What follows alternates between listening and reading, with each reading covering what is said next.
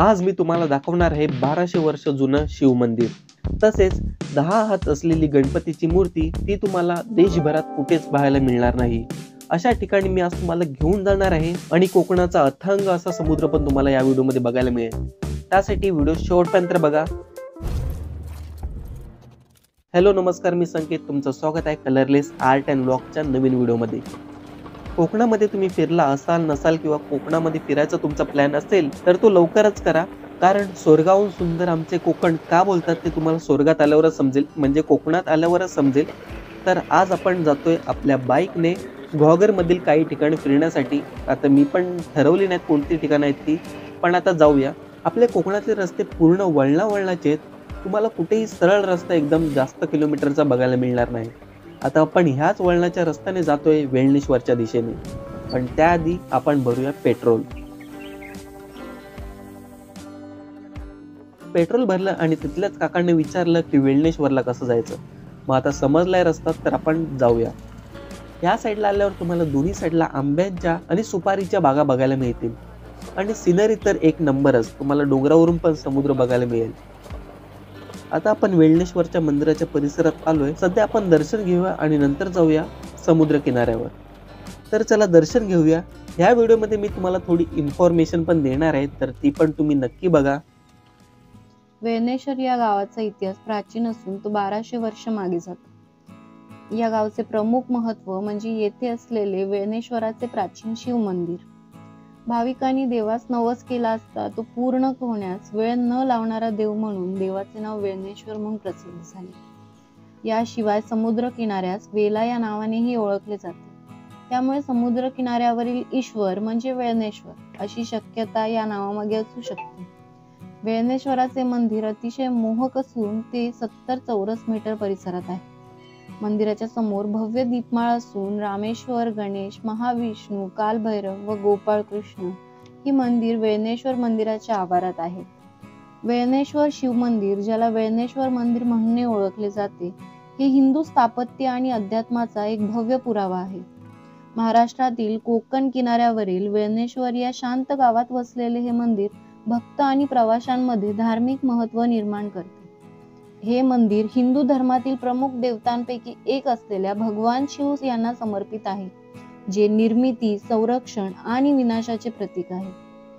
वेळणेश्वर शिव मंदिराची स्थापत्य शैली हेमाडपंथी स्थापत्यकलेचे एक उल्लेखनीय उदाहरण आहे, ज्यामध्ये दगडी बांधकाम, गुंतागुंतीचे कोरीव काम आणि उंच शिखरांचा समावेश आहे.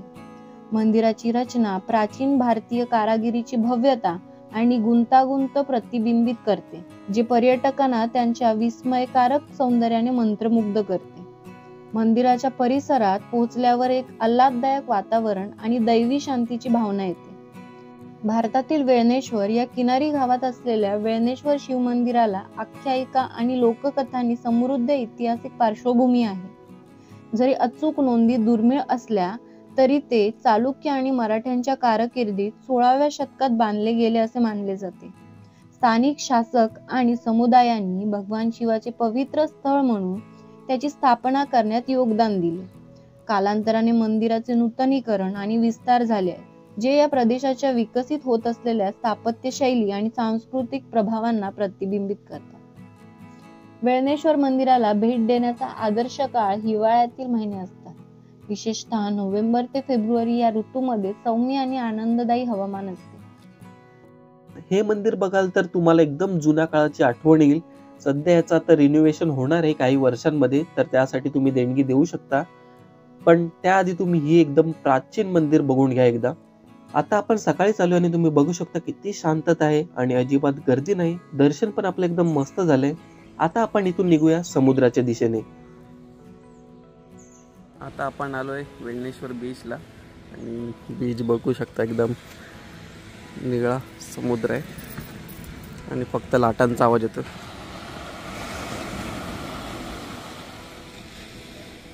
दोनशे 300 मीटर अंतराचा प्रवास करून आपण आता समुद्र किनाऱ्यावर पोहोचलोय.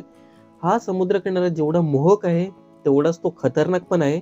आता तुम्हाला वाटतंय की ह्या समुद्रात जावं, पण ते तेवढं सेफ नाही. कुठे खोल आहे, कुठे उंची कमी जास्त आहे ते तुम्हाला समजणार नाही. त्यामुळे समुद्र किनाऱ्यावरच बसून तुम्ही या समुद्राचा आनंद घ्या. फोटो वगैरे काढा, सनसेट एन्जॉय करा. आता तुम्ही लाटांचा आवाज ऐकू शकता. थोडी मी व्हिडिओमध्ये दाखवतो तुम्हाला कसा काय लाटांचा आवाज येतो आणि कशा लाटा आहेत तिकडे त्या.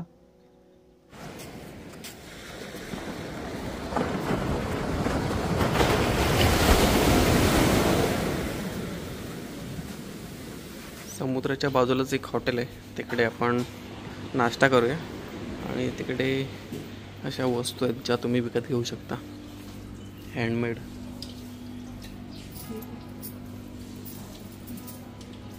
Magic garden, pen holder.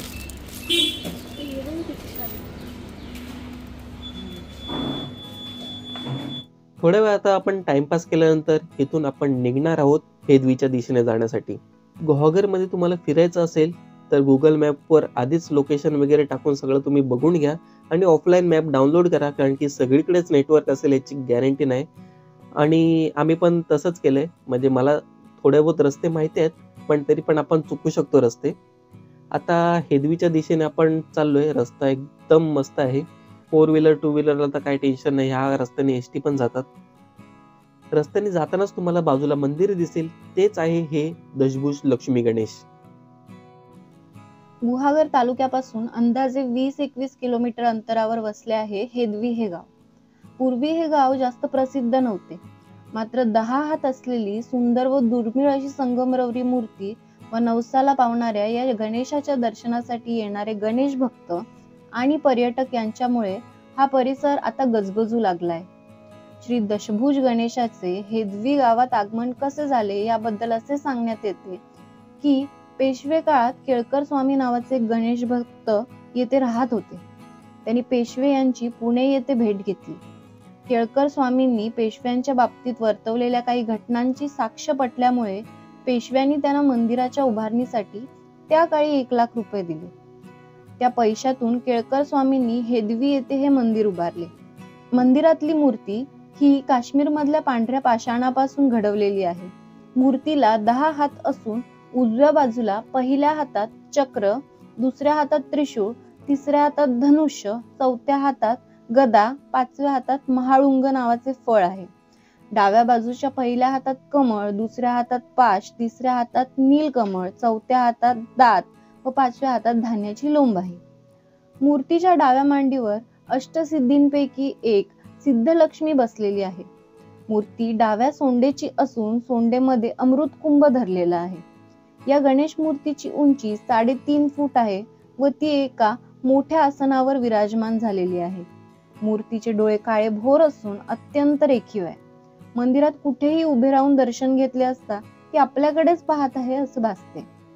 गळ्यात नागाचे जानवे परिधान केलेली अशी ही श्री दशभुज गणेश मूर्ती फक्त नेपाळमध्येच पाहावयास मिळते असे म्हटले जाते. हेदवीच्या समुद्र किनारी डोंगराच्या पायथ्याशी उमा महेश्वराचे मंदिर आहे. 1770 ते 1780 दरम्यान अहिल्याबाई होळकरांनी दिलेल्या देणगीतून हे मंदिर उभारल्याचे सांगितले जाते. समुद्र किनारी खडकाळ भागात थोड्या उंचीवर असलेल्या या मंदिरापर्यंत भरतीचे पाणी येते. गाभाऱ्यात एक शिवलिंग असून मंदिराजवळ एक गोड्या पाण्याचे कुंड देखील आहे. हेदवीचा किनारा हा स्वच्छ असून सुरक्षित आहे. उमा महेश्वर मंदिराच्या बाजूने डोंगराच्या कडेने चालत गेल्यास पुढे खडकात असलेली एक मोठी भेग दिसते. ऐन भरतीच्या वेळेस येथे उंच उसळलेली लाट आपले स्वागत करते. डोंगरावर वर्षानुवर्ष समुद्राचे पाणी आदळून एक अरुंद घळ तयार झालेली आहे. हीच ती सुप्रसिद्ध बामणघळ. येथील पाण्याच्या खोलीचा अंदाज येत नाही, त्यामुळे जरा जपूनच. या जागेला बामणघळ नाव पडण्यामागे एक आख्यायिका आहे. त्याचा काळ कोणता, गोष्टीतले ब्राह्मणाचे नाव काय, कशाचाही पत्ता नाही. मौखिक परंपरेने जपलेली अशी एक गोष्ट आहे. एकदा रात्रीतून एक ब्राह्मण प्रवासी एकटाच मार्गक्रमण करत होता. तिथं घळ आहे याची त्याला कल्पना नव्हती. पाय घसरून तो घळीत पडला व जखमी झाला. घळीची खोली 8 ते 10 फूट तरी असावी आणि भरतीची वेळ असेल तर लाटांनाही प्रचंड जोर असावा. तिथं जखमी होऊन पडलेला तो दुर्दैवी ब्राह्मण तिथून बाहेर पडू शकला नाही व त्याचा मृतदेह दुसऱ्या दिवशी सापडला. घळीतील दगड चिखलाने माकले होते. तेव्हापासून या जागेला बामणघळ असे नाव पडले. मनातील भक्तिभावाला साथ घालण्याचा आनंद अवर्णनीय असतो. आणि तो अनुभवण्यासाठी एकदा तरी हेदवीला अवश्य भेट द्या.